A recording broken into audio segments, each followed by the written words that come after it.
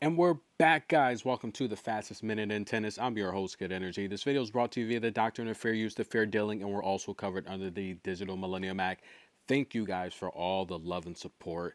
And we're back. U.S. Open, the conclusion of round number 2, and Potapova went wild. She takes out Levchenko, ladies and gentlemen, backed by winning 74% of her first serves, and she forced her into 23 unforced errors, and Potapova headed into round 3. Congratulations. What about Elizabeth? She came out guns blazing against Anastasia Pavlyuchenkova. It looked like she would win this match. She won the first set. She played well. But what did I say, guys? The power of Anastasia from that backhand side. She just dictated the pace in the second and third set. The second set was a blowout. The third set, just as bad. She won 69% of her first serves, 4 aces, 8 double faults. But listen, guys, 52 unforced errors. How did Elizabeth lose this match? She had a fraction of the unforced errors that Anastasia had, but it came down to the power, ladies and gentlemen. I do feel Elizabeth is going to kick herself because Pavlyuchenkova, she gave Elizabeth several opportunities to catch up and win this match. Ouch. The score doesn't really reflect how close the match was. But what about doubles action? Bronzetti and Ludmilla, they came out guns blazing, taking the first set over Siniakova, golden career double slam winner with her new partner Taylor Townsend. Could we add that title to her name as well? Possibly. She's going to have to do something in the Olympics, though. But they would come back, win the second set. And yes, guys, the third set as well got really ugly as the ladies got it done by winning 74% of their first serves to only 57% of the first serves from Bronzetti and Ludmilla. What about Alycia Parks, AP in the building, playing mixed doubles? And listen, guys, the aces were firing on all cylinders. Erin Rootcliffe, she didn't know what to do. Just get out the way because Alycia Parks is in that building. Back to center court. Arthur Ashe, 2-time U.S. Open champion, 4-time Grand Slam champion. Naomi Osaka came out with a beautiful outfit, guys. The crowd was cheering her on. Now, listen, Mukova's loved. I've said this time and time again. She's one of my favorite players. The headband gang. There's only 2 players on tour I give that Air Jordan nickname to. One is Coco. The other is right there, Mukova. She's amazing, ladies and gentlemen. The way she moves, just insane footwork, right?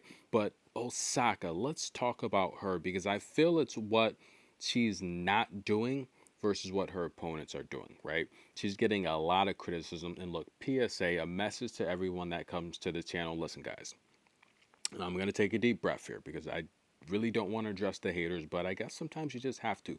Listen, this is for entertainment. This is a tennis news channel. You should come here just looking to figure out what happened in the match, get a little bit of entertainment, a rundown on the matches, the scores, with a little twist of my opinion. You shouldn't come here so upset at a player that you're saying hateful and hurtful things about them. It's just a game at the end of the day. And the amount of hate that Osaka receives, I don't understand where it comes from. She's the sweetest woman on tour. All she does is say nice things to people. Why would someone, why would people go on the internet to say bad things about her? And listen, guys, this channel's too small for just the hate, okay? It's okay to criticize a player, but when you're saying hateful things about them, you have to question what is going on in your life because it's just a game. It's not that serious. You don't know these people to be hating them. Now, Osaka, I don't want to say she had a bad match. I mean, she had 6 aces. I think the double faults hurt her. She won 74% of her first serves. The second serve was the key, losing 58% of her second serves. Mukova won 77% of her first serves and 58% of her second serves. But she did force Osaka into a lot of unforced errors. 15 winners to 24. That's a big difference, but 13 unforced errors to 21. And I think the key was this.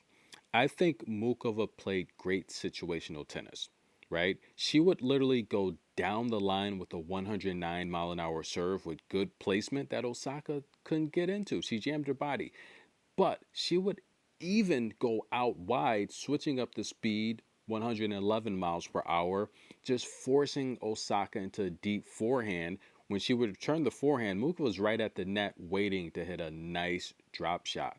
I mean, I feel that Mukova, she played good situational tennis. She took away Osaka's strengths. It's as simple as that. She beat her at the net. If you watch the match, Mukova beat Osaka at the net. It's as simple as that. She took away her strengths, returning deep forehands, coming forward, putting away short balls. That was really the game plan on every service game. Beating Osaka at the net. It's a simple. That's all Mukova did. That's all she did. While Osaka slipped up on the double fault, she had the second set won. She was up the break 4-2 in the tie break, and the double faults reared their ugly head. So I don't think it's necessarily what Osaka didn't do. I think we have to give credit to Carolina for just executing the perfect strategy and playing her game. I felt Osaka, I really felt she needed to serve big in this match. Like I said in the pre-match video, she needed double-digit aces. She really did. I mean, that's really the lift she probably needed in that second tiebreak. I think if it goes three, the crowd's going to pick Osaka up and she probably wins because mid-second set, it seemed like Mukova, her energy started to drop. Remember, Osaka had the opportunity to serve out the second set. She broke Mukova in the ninth service game, could not close it out in the 10th, and that gave Mukova her second win. You can't give a good player like Mukova that second burst of energy. Osaka was up 40-15 in the 10th service game in the second set. She had two set points. Matter of fact, I think she was up 40 love. She had three set points and couldn't close them out. And she ends up losing this match. She's going to kick herself because much like Coco, we're seeing Osaka beat herself. Look at the match with Iga Swiatek. She had the match. She had the opportunity to serve the match out. So we're seeing a lot of losses between Osaka and Coco. And I don't want to bring Coco in this conversation, but we're seeing a lot of losses between the two where they're just not serving out matches. But of course, Coco, she's in my personal opinion, I think she's in better form because she hasn't had the time off than Osaka. You know, Queen said it best. She just had baby. Her not form. Her not ready. She just had baby. I'm Queen, everyone. Remember Queen said that? Call me Queen. Listen, guys. I do. She just had baby. Queen was so classy when she beat Osaka. She said, "Look, she just had a baby. Her form's not ready. She's not ready." I do think what I said in the pre-match video is true. The game is evolving so fast. You cannot take a year off. You can't take 6 months off. You can't take 2.5 years off in a 4-year span and come back and be on your level. I think she's probably gonna need she's going to need a really, really solid offseason because remember, she had the baby. She didn't have a true offseason. So I think she needs a true offseason to come back and start the Australian Open leg of the tour the proper way.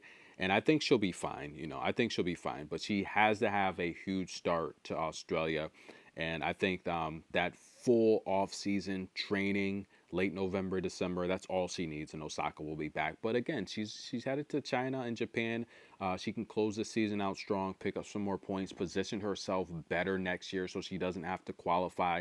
That will also take less pressure and stress off of her. But nonetheless, it's about Carolina did. Congratulations. She's an amazing talent. She moves through to the next round. And what about Woz, guys? Woz and Renata Zarazova from Mexico. This was a good match here. Now, Woz had 5 double faults, but she would win 68% of her first serves. Renata struggled on the first serve, losing about 54% of those. Renata did have her opportunities to break Caroline. She had 7 opportunities, only converted on 2, while Woz was 5 for 9 on breakpoint opportunities. If you watch Renata play, she's a really good shot maker. I think she really matched Woz in a lot of these exchanges, but Woz really played simple tennis. She did not try to do too much. She literally put the match on Renata's racket. She let her just beat herself with the unforced errors, and that's really what Woz did. Watching this was a very simple tennis match in terms of strategy for Woz. So congratulations for Woz. But let's take a look at tomorrow's predictions. This is the first half of the prediction. Stay tuned for the second half. That's videos coming up next. We're going to start things off with Sabalenka and Ekaterina, both ladies from Russia. Ekaterina, look, she has a fastball that can match Sabalenka, but the problem is I just think Sabalenka's wide serve is going to lead to a lot of mistakes on Ekaterina's racket. So if there is someone that can beat Sabalenka, it's going to be Ekaterina. Yes, it will be. If she's going to be eliminated, it's probably going to happen here. Unless Madison Keys can play well, we'll see what happens. But I like Sabalenka to get past Ekaterina. I like Keys to beat Mertens as well. I say it all the time. Mertens is going to make it to the round of 32 in any slam. But this is where she struggles against the players with power. She has bulked up a bit in the recent years, but I think Madison Keys is going to be too much for Alycia Mertens. I like Madison Keys to get the victory there. Peyton Stearns had a great win against the defensive powerhouse Dash Akina, but Donna Vekic does what Donna Vekic does, and I think she'll do the same here. Fastball. This reminds me of the match between Elizabeta and Pavlyuchenkova. It's going to be a very similar match. I like Vekic to come through that.